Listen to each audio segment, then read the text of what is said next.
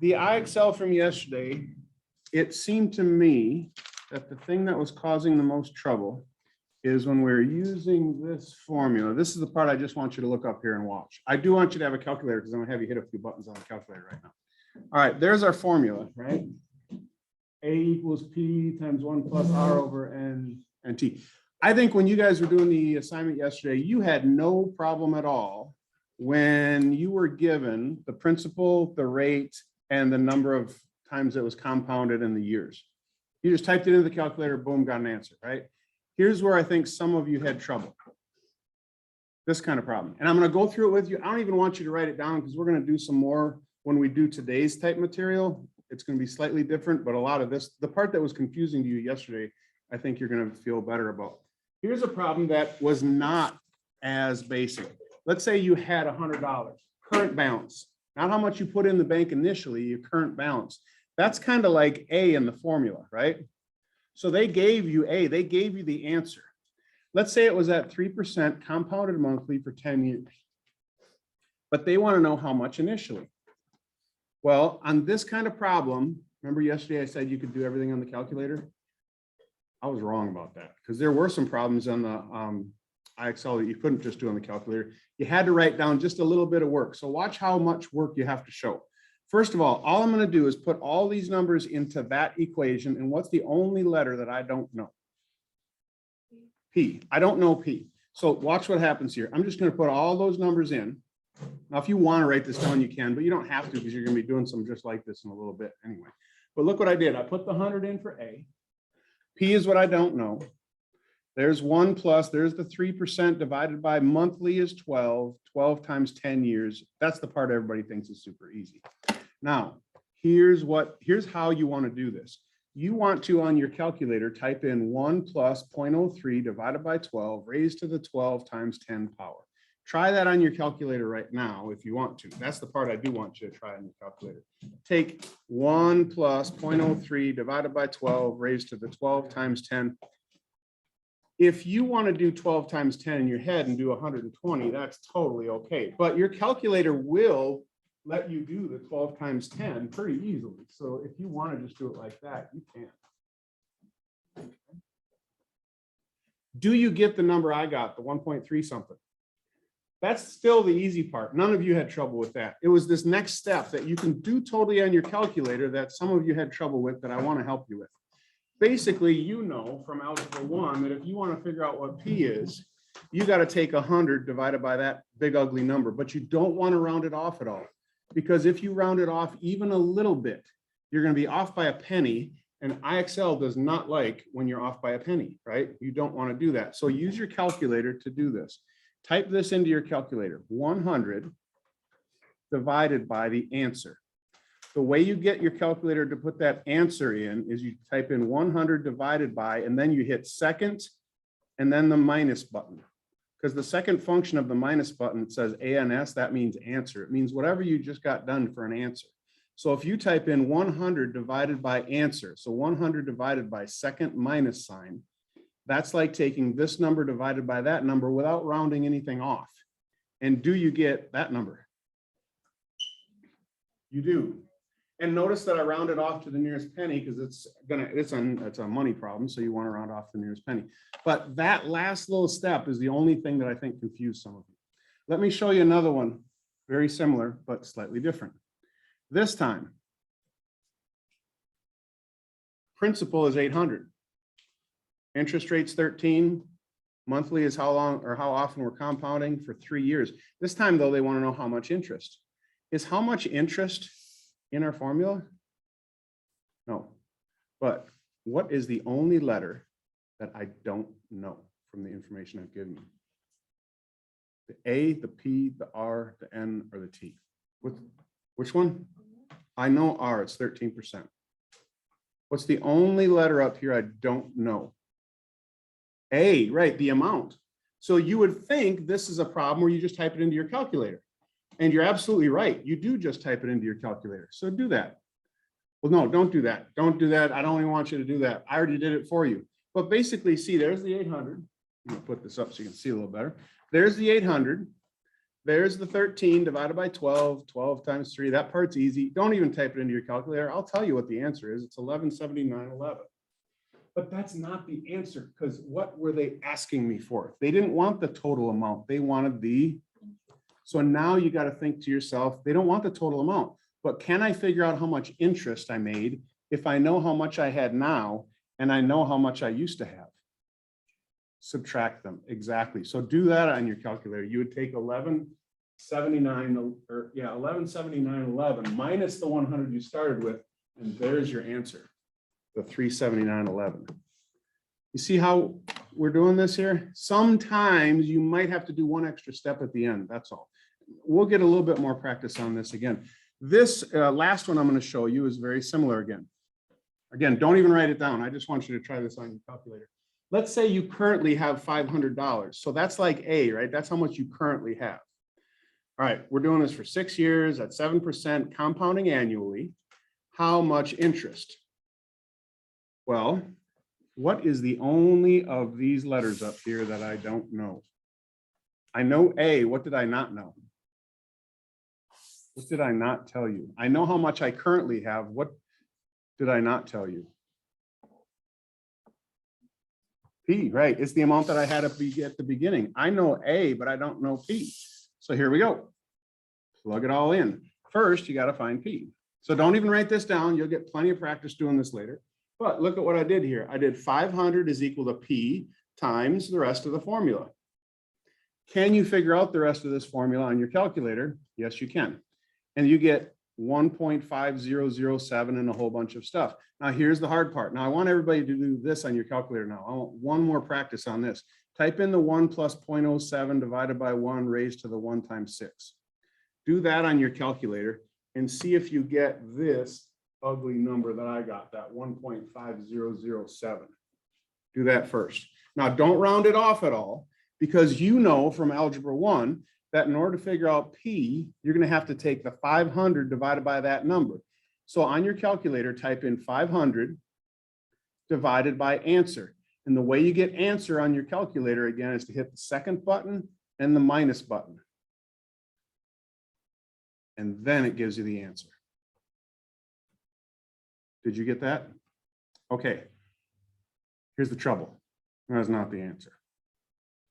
What is that? What did we just find? P. Oh, that's the principal. That's how much money you started with. What do they want to know? Interest. If you know how much you started with and you know how much you ended with, how are you going to figure out how much money you made, the interest? Subtract again. Yeah, what number minus what number? 500 minus the 333. Exactly. So you're going to take 500 minus the 333, and there's your answer. It's $166.83. So you can see the only part that I think was difficult on yesterday's assignment was this knowing how to divide by the answer. And your calculator can do that for you, but it makes it a little easier once you know the trick.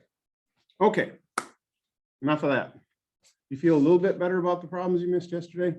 Because you're going to do the same kind of problems today. All right, so in your book, open to page, let's see, what page are we on? 113. Turn to page 113. Page M3 113. All right. Yesterday, what number did I promise you that you'd learn about that we never did learn about? No, you know already about pi. E, yeah, you know pi is 3.14159, blah, blah, blah, blah, blah. We were going to learn about E. In fact, it says right up here, the natural base E. So we need to figure this out. So we're going to fill out this table. Ready for this? Imagine that Helen finds a different bank that offers her 100% interest. Wouldn't that be nice to have a bank that offered 100% interest? That'd be pretty good. She found a bank that offers 100% interest. So complete the table to calculate how much Helen would accrue in 1 year. Accrue just means earn.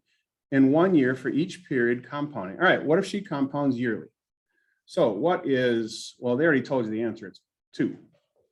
Now think about that. You start with $1. If you make 100% interest, how many more dollars are you going to make?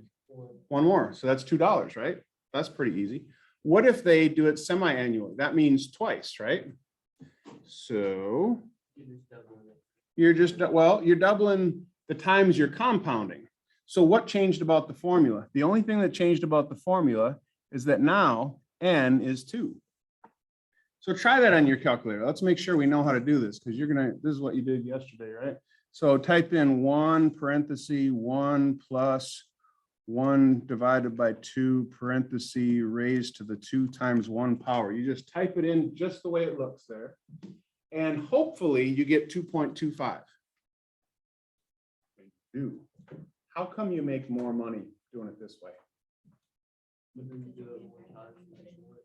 That interest that you earned the first 6 months, what does that interest do during the second 6 months?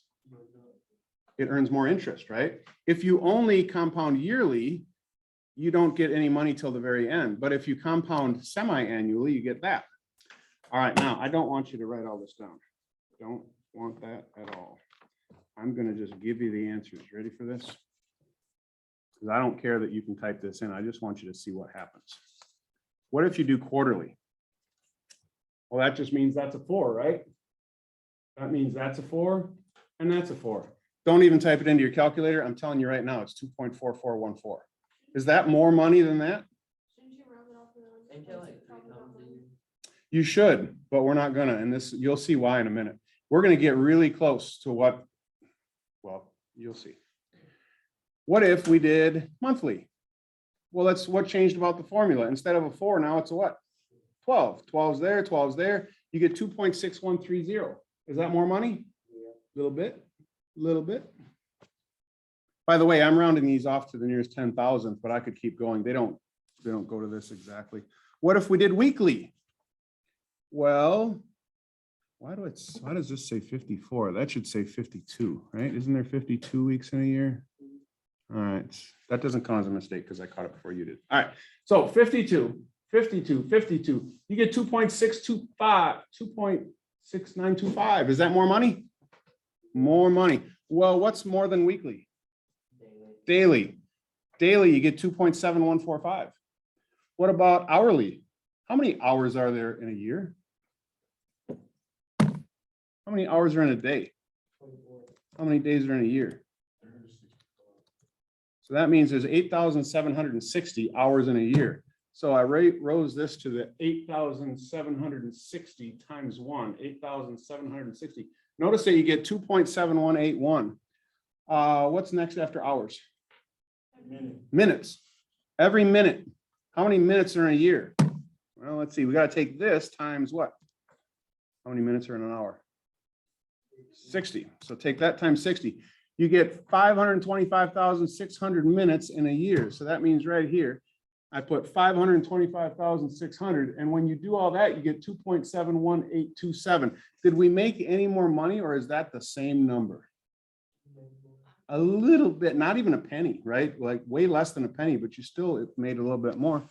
What's more than a minute? Every second. So take that number times another 60. You get 31,536,000 seconds. So right there, 31,360,000 seconds. And you put that up there, you can't read my writing anymore. But notice what you get right here. Can you break seconds up into smaller bits of time? You could. We're not going to. All right.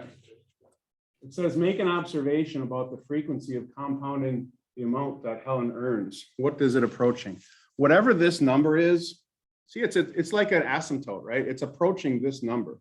This number, 2.18281828, and so on and so on and so on, and so on and so on, is a very important number. Just like pi is a very important number. This is E. Turn to the next page. Turn to the next page in your book. All right. You just discovered a really important number that looks complicated, but it's actually going to make your life way easier. All right, it says the amount of that Helen's earnings approach is actually an irrational number called E. This is E. 2.718281828459045. It's irrational. It goes on forever. It doesn't follow a pattern. It looks like it follows a pattern early on because it says 18281828, but that pattern doesn't continue. Then it just goes off the rails. This is a naturally occurring number that happens not just when you're doing compound interest, but it occurs all the time in nature, just like pi occurs all the time in nature. It's just a number that naturally occurs. Okay. And what they did for us here, see, this says work example. What they did is they took our big fancy formula. What if you could compound the interest every 1/1,000,000th of a second? What would you get? You'd get this. A equals PE to the RT power. Is that formula easier than the formula we were working with yesterday? It is. It will actually make your life easier. Just remember that E is just a number. E is just a number. Is E on your calculator? Where, find it. Where is it? You tell me. Where is E? Let's see what your calculator thinks E is equal to. Do you see an E on your calculator? Second and divided by. Hit second and divided by. It says E. Second and divided by. Then hit enter. 2.718281828. There you go. And it only puts the first 10 digits up there. Your calculator actually knows a lot more of the digits than it displays. It only displays the first 10. So just like pi, E is on your calculator, so you don't even have to type it all in. So let's figure this out. What if a bank said, we're not going to just compound monthly or weekly, we're going to compound continuously? How much money does Helen have in her $500 account? All right, well, that means the amount is equal to PE to the RT power. There it is. There's our formula. So P is 500. What's E? E's just E. Just put E. It's a number. It's 2.71, blah, blah, blah, blah, blah. Raised to the R. What's R? Not 6. Well, it's 6, but how do I write that as a decimal? 0.06. Good, to the 0.06. And this, we're going to do this for 1 year. For 1 year, that means I'm going to take that times 1. So on your calculator, hit these buttons. 500E raised to the 0.06 times 1. Bill, I need you to try it too, okay? It's super easy. You just type in some buttons on your calculator. You can do it. Type that in. What does it say? You got to actually touch the buttons or it won't work it for you.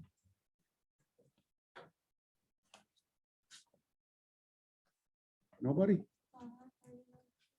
$530 and what? And 92 cents. That's exactly right.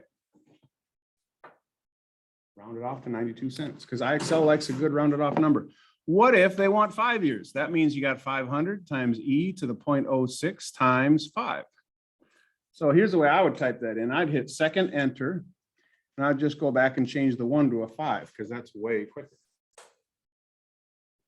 A lot of today is just learning how to type things into the calculator. Type in 500 times E raised to the 0.06 times 5. You should get $674.93. Okay. Any questions about that? Do the banks compound your money continuously? Do they use this formula? No, they don't. They usually do it daily. So they would do it like you did yesterday, but they would compound it daily. So why are you learning about this? Is there anything in nature that grows continuously? What? Plants. Do plants grow continuously? Do you grow continuously?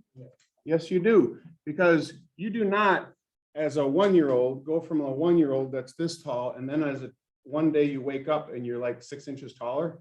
It doesn't work like that, does it? You grow slowly and continuously the whole time. So you can use E to model things that grow continuously. So turn to the next page. This is page 116. It says modeling population change with E. So let's do that. Here's a new formula. It says N of T equals N sub O. Write this down. N sub O just means the initial amount. That's kind of like the principal. When we're not going to call it principal, it's kind of out of focus. Why is this so bad out of focus? It's a little better. Okay. We're not going to just be doing investment problems now. So we're not going to call it P for principal because not everything is money. So N sub O means initial amount. R still means rate, same as before. T still means time, just like before. N of T is the population of whatever it is that you're looking at. Okay.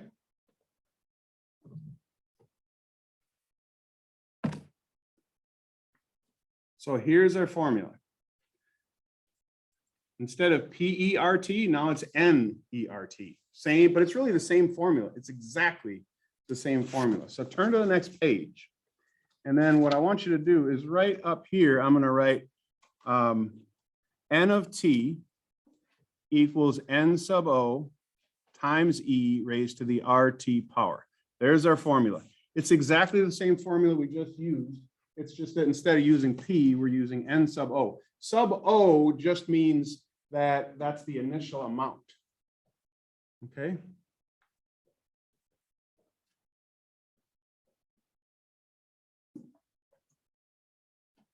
So it says use the growth formula to write a function for this growth. The population of Fredericksburg, Virginia was this much in 2000 and has been continuously growing at a rate of 2.9 per year. So write this down. N of T equals. What's the initial population? How many people lived in Fredericksburg, Virginia when we started this whole thing?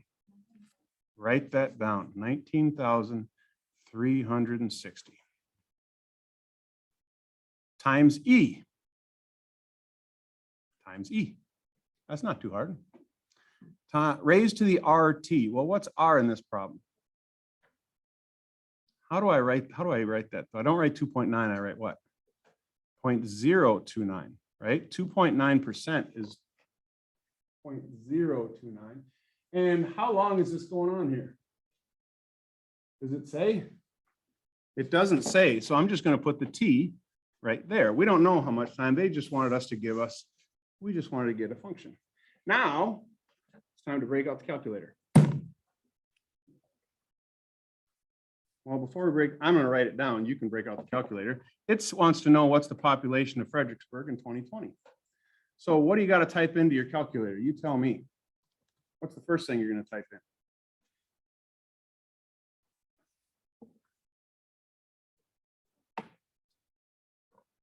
What's the first number in our formula? What? 19,360. Type that in. Then what? E. And then raise that to the 0.029 times how much? Now, this is the hard part. This is where you got to turn on your brain. This all started in the year 2000. They want us to figure out 2020. How many years are between 2000 and 2020? What's 2020 minus 2000? 20. Yes, it'd be to the 20th power. Yeah, there's 20 years between that, right? Does that make sense to everybody? So how many people live there? 34,578. Why not 77? You round off to the nearest person. Why are we not rounding off to the nearest hundredth? Yeah, this isn't money. These are people. You round off to the nearest person, right? Money, you can have 0.36 money, but you can't have 0.36 people. That's it. There's your answer. See how easy that is? It's actually way easier than yesterday because there's way less to type into the calculator. Looking at letter C, do the same thing. What value do we have for 1980? Well, you tell me, what do I type into the calculator? Well, I start out with the same amount, 19,360 E raised to the 0.029 times what? how much time has elapsed from 2000 to the year 1980? I'm glad you said that. It's -20, right? It's not +20. If the year 2000 is where we started, then we're going backwards in time, right? Can you go backwards in time?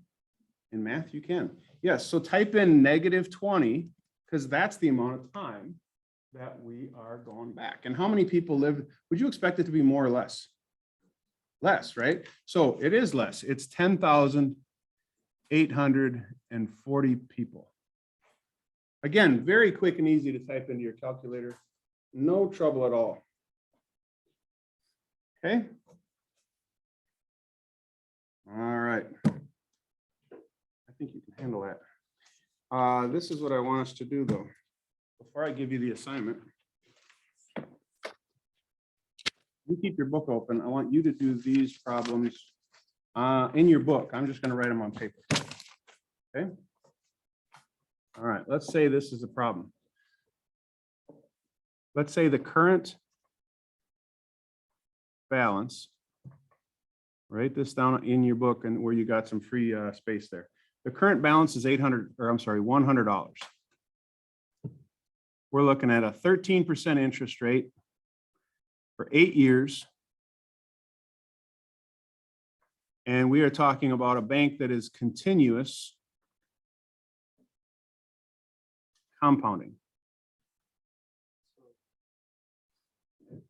How much money did you put in the bank initially?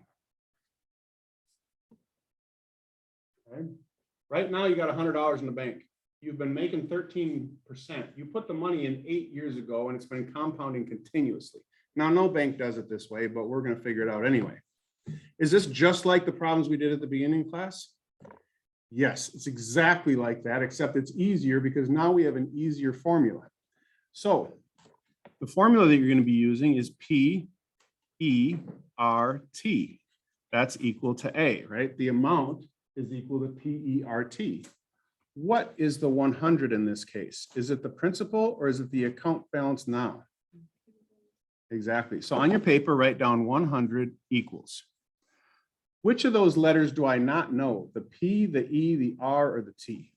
The P. So write down P. Then write down E, you know what that is. You know what R is, you know that's 0.13. And you know what time is. You know that time is 8. Now, just like I showed you at the beginning of class with the more difficult formula from yesterday, what is the part that I can actually type into my calculator and figure out? E, yeah, this E part. So hit E raised to the 0.13 times 8. Get that big ugly number on your calculator screen. It's an ugly number because you're taking an irrational number to a power, you're just going to get another ugly number. I'm going to write this down, but you probably, if you're smart, you probably don't even have to, but I'm going to write it down anyway. It's 2.82 something, something, something, something, right? Now, you know from Algebra 1 that in order to get P all by itself, you're going to have to take 100 divided by this big ugly number. How do I do that on my calculator? What do I type in? Don't hit second yet. What do I type in first? 100. Type in 100 and then divided by. Then what do I hit? Second, and then what's the next button? The negative button. Yep. So hit second and negative. That puts the answer up there. 100 divided by answer. And it is how much money? $35 and what? 35 cents. Is IXL, hint, hint, you're going to get an IXL. Is IXL going to like it if you're off by a penny? No, they're not. And that's why you don't want to round it off until you get to the very end. If I would have rounded this off and said, what is 100 divided by 2.82? It would have given me $35.46. And it would have been wrong because it's rounded off incorrectly. Okay. One more problem, then I'm going to turn you loose here. Let's say that you are making 2% and you currently have $3,000 in the bank. This is from 1 year ago. Let's see. How much interest?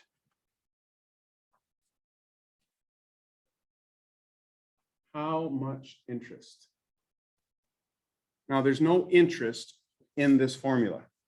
So you got to be smart and just figure out the only thing you don't know and then use that to figure out interest. What do you know? You know A? We do. Write that down. 3,000 equals. We currently have $3,000 in the bank. What else do you know? What don't you know? Oh, what? Sorry about that. What don't you know? But there's no interest in our formula. Which of these don't you know? I know what E is. What don't I know? Tell me which one of those letters you don't know. Which one? P. You don't know P. So write down P. E raised to the R, which is 0.02 times 1, because that's the amount of the years. If, you okay, Will? If you try to do this totally in your head, you're going to get confused. If you just write down this one little tiny bit on your paper, it's going to be super easy for you. Because what's the one thing I can figure out on my calculator here? Yeah, I can figure out the E. So I'm going to do that. Second E raised to the 0.02 times 1. It's a big ugly decimal. So now I've got 3,000 equals P times my big ugly decimal, 0.02, and a whole bunch of numbers.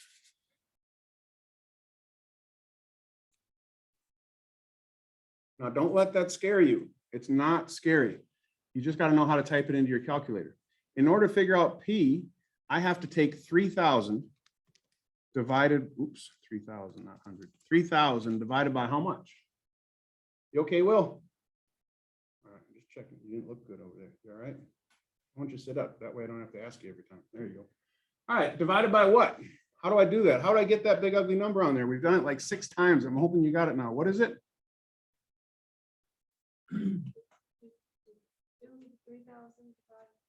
What buttons? Second minus. There you go. That's it. That's all you got to do. $2,940.60. You got it. There you go. You got it. All right. So here's what I want you to do. Today, your assignment is T14. And you want to get that to a 70, just like yesterday. You don't have to get it to an 80. Today, you only have to get it to a 70. However, if you still haven't done yesterday's assignment, you might want to start there, okay? But have a piece of paper out, because once in a while, you might have to do a problem like this where you need to write something down on paper, okay?